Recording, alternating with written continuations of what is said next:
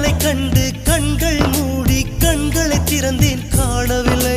மின்னல் ஒளியை கையில் கொள்ள ஐயோ ஐயோ வசதி இல்லை என்னை நோக்கி சிந்திய மழைத்துளி எங்கே விழுந்தது தெரியவில்லை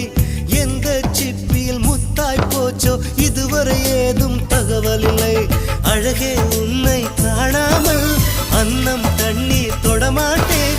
ஆகாயத்தின் மறுபக்கம் சென்றால் கூட விடமாட்டேன் உன்னை காணும் முன்னே கடவுள் வந்தாலும் கடவுளை தொழ மாட்டேன்